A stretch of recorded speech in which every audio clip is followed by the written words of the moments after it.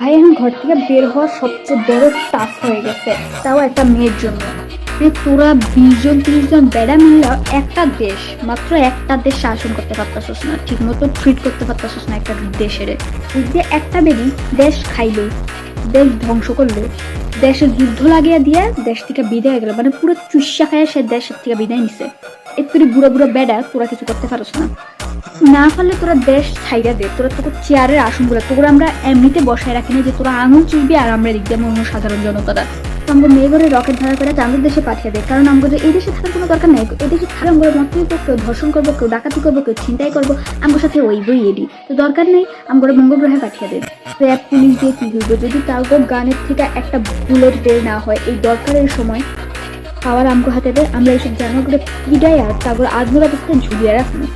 তাই তারা ধর্ষণ করছে, বড় বড় অপরাধ করছে, তারপরে তোমরা ঢুকাও, ফাঁসি দাও, হাত পা ভাঙো, ঠ্যাং ভাঙো, ল্যাংড়া বানাও, হাত পা কাটটা দাও, যাতে পরবর্তীতে কেউ সাহস না পায় কাজ করার।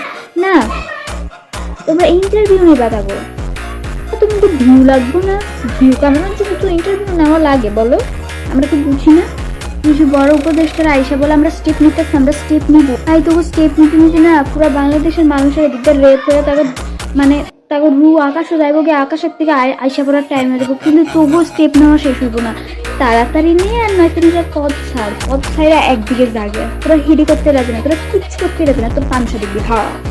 আর নয়তো ভাই তোমরা পদ ছেড়া দাও প্লিজ, চেয়ার ছেড়ে আমাদেরকে শান্তি